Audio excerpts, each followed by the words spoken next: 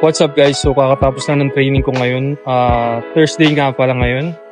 Kumukuha lang ako ng konting footage dahil masaya lang ako. Kasi ito yung last day ng depletion phase namin sa training. Then tomorrow, Friday, medyo mag-aangat na kami ng carbs. Which is, ayun yung pinaka nilulook up ko. Dahil kahit 100 grams of carbs lang yan, sobrang solid sa pakiramdam namin yung mga atleta. Ngayon, sana lang hindi makancel yung MTG dahil sobrang lakas natin ng ulan. May mga part dito sa Cavite na nagbabaha, lalo na sa part ng Bacoor, hindi makakalusot yung kotse. Hindi ako sure sa Manila dahil may mga part din doon nagbabaha. Sana lang, pag pupunta kami doon this coming Saturday for tanning is okay yung mga dadaan. So, sana hindi makancel yung event dahil feeling ko we are already ready for this competition. Kahit dadaanan lang natin siya. After nun, tuloy-tuloy pa rin na tayo sa mga susunod na competition hanggang umabot na tayo sa main event natin which is yung AGP. So guys, sobrang excited na ako sa AGP na yan dahil ayan talaga yung ini-aim namin ni coach na laruan. So, let's see. Ngayon, uwi na muna ako, papahinga. Kita tayo bukas ng umaga.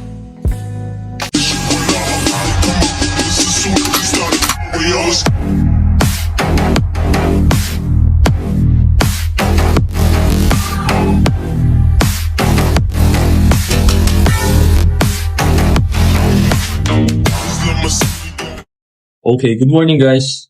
Finally, it's Friday and we are going to start carving up a little bit for the show this coming Sunday.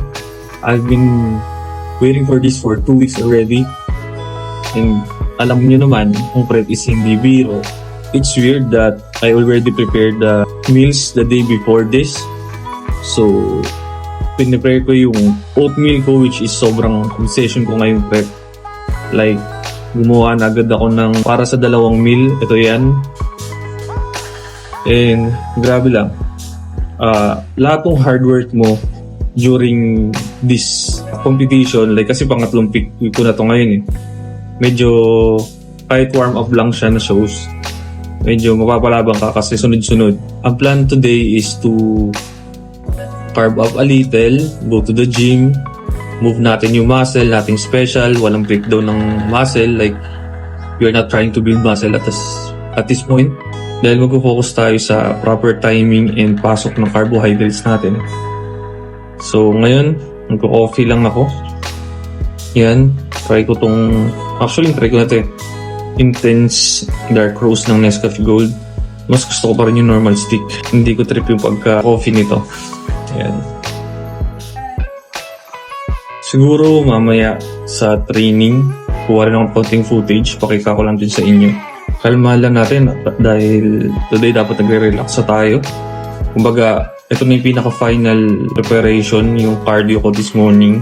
After this Friday, focus na tayo sa carbohydrates pa hanggang Sunday. So, let's see kung anong atake ang gagawin namin ngayon. Pero, I have an idea na balagbagan tong carb load namin kasi medyo condition ako ngayon.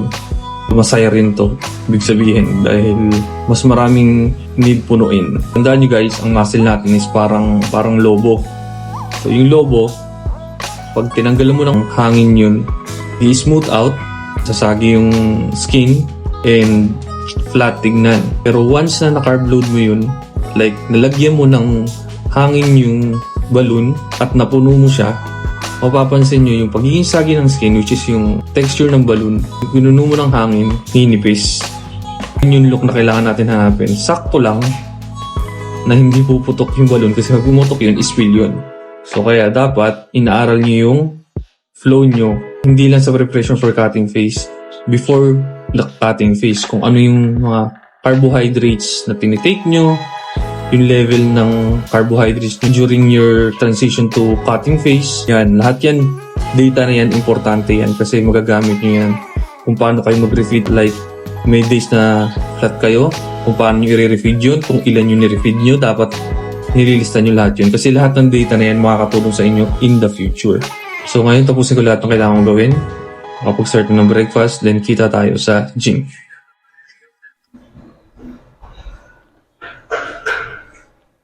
Friday ngayon, Sunday yung event. Bali yung workout natin is pump lang. Kasama ko si R. sasamahan niya ako sa pump. Kumbaga, kalma lang, no? Paikot lang tayo ng kinain natin na carbs. So, una na ako.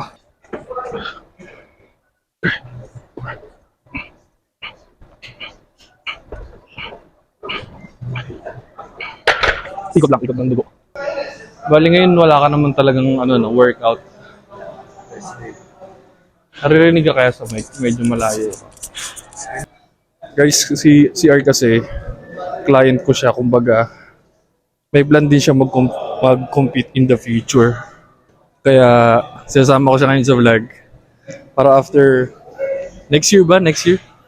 Yep, plan is next year. So, after nitong 6 months natin, meron tayong titingnan natin yung progress.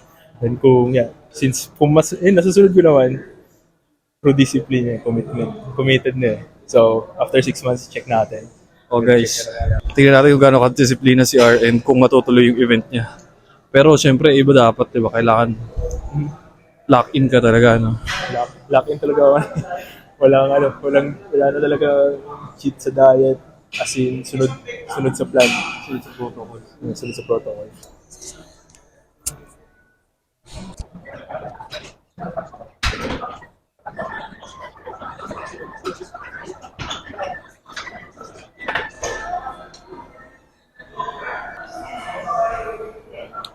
Kaya tayo mag-i-increase kasi ayoko magbigay ng masyadong intensity sa training.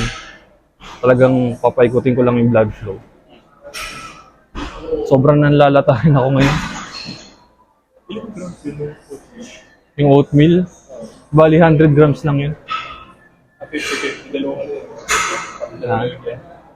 Yung na yun. Meron kasi akong ginawa doon kaya ganun karami. Ayun yung sinasabi ko sa vlog na 100 grams lang siya, pero parang nagka times 3.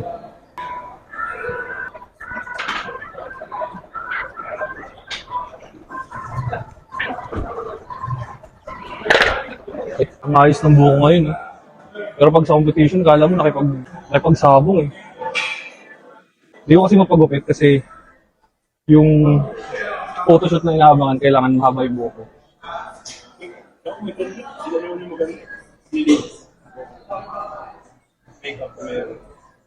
Ang gusto kasi nila mahaba yung buhok. So, pabahin ko pa daw.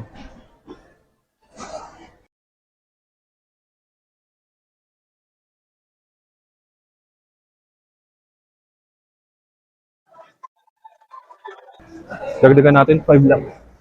Medyo nasobrahan naman sa light.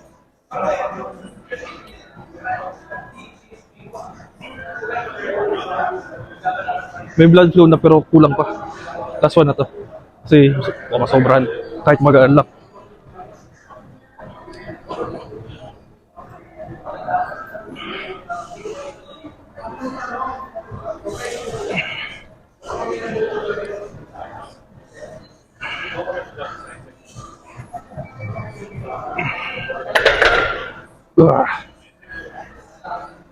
Sumasabog oh.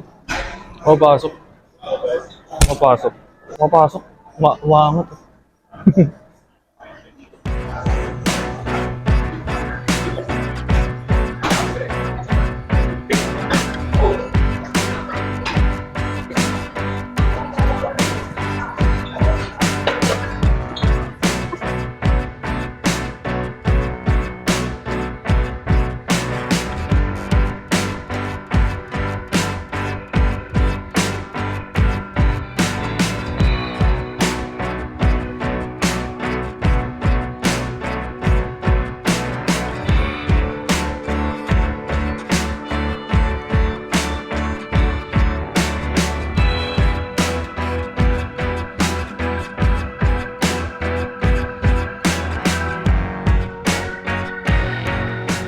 Tapos na kami sa chest.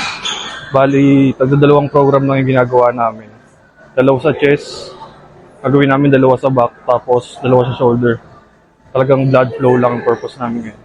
So ngayon mag-start na kami sa shoulder press machine.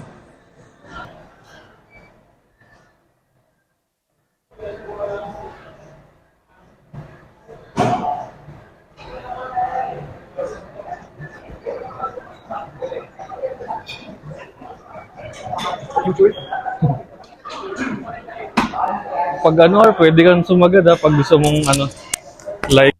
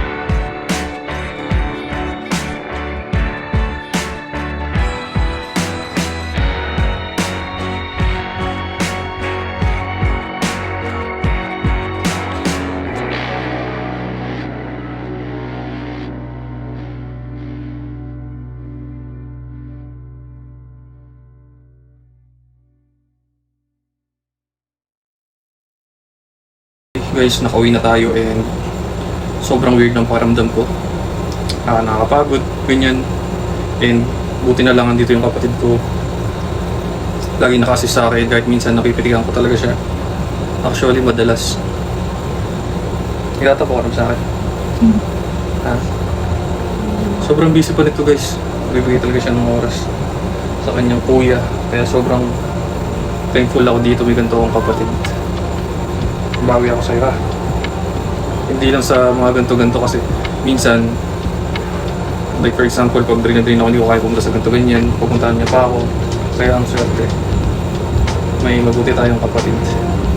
And siya nga pala kanina kinat ko na yung video kasi malulobat na ako hindi pala ako nakapag-charge. Yung line shorts, line clothing nagpadala sila sa akin ng package yan nilalagay ko lang sa video.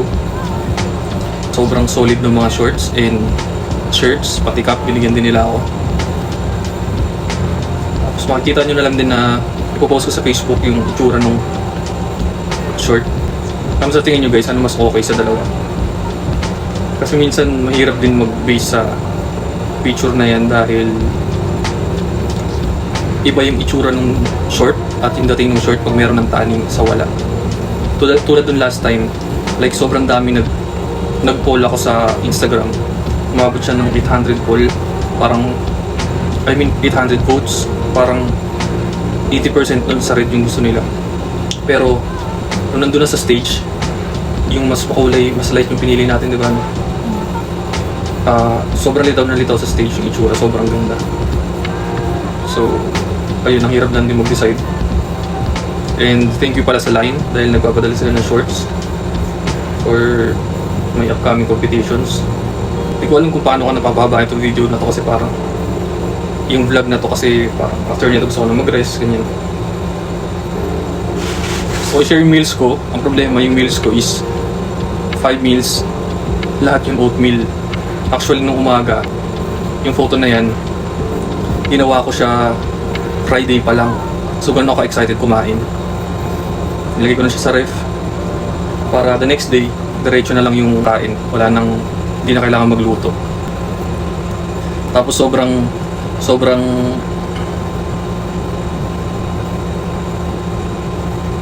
sabog.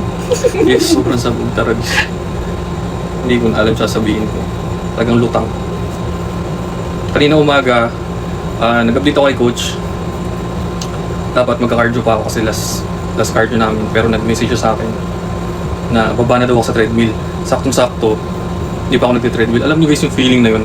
Sobrang saya, like hindi mo na kailangan mag-cardio kasi sobrang gutom ka na rin. Like hindi mo sobrang gutom. Excited ka kumain tapos bilis sabihin sa'yo ng coach mo hindi mo kailangan mag-cardio. Sobrang saya, parang sumalala pa sa Pasko yung feeling. And yun, after nito, magre-rest ako. Wala na masyadong video, share ko na lang mga mangyari. Kasi tomorrow, Sabado, kailangan na namin pumunta ng Manila para magpataning naman. After nun, banata na naman, show day na naman. Alam niyo guys, sa totoo lang, wala talaga sa plan ko na maglaro sa MTG. Pero kasi, napaisip din ako dahil ayun yung pinaka-first show ni Kuya Archie. Kumbaga, okay makapaglaro doon dahil magiging parang pioneers athlete ka ng event nila. Siyempre, ikaw yung unang nakalaro sa event nila. And kung papala rin, di ba? Papasama ka sa mga top ng event nila. Mga nauna naglaro sa event niya. Solid na yun. Kasi sobrang dami talaga maglalaro. Kaya, isip namin, at hindi rin namin subukan, hindi namin daan. Same system pa rin, after namin magpatanim, check-in pa rin dun sa Manila. Doon pa rin kami sa same hotel, kasi yun yung pinakamalapit sa Palacio de Manila. So sobrang convenient. Buti nga nakaabot pa tayo sa slot kasi nung last time nag-check ako wala na sa available. And yun guys, siguro ano lang to, konting footage lang na vlog for upcoming events. Kaya hindi na rin mag-rest at magka-carb load pa. Dahil may mga meals pa ako kailangan tapusin, which is pare-pareho lang din naman. Oatmeal, 5 meals ng oatmeal. Kita-kits na lang tayo sa susunod na vlog. Alam nyo na yan, tulad ng dati. GG.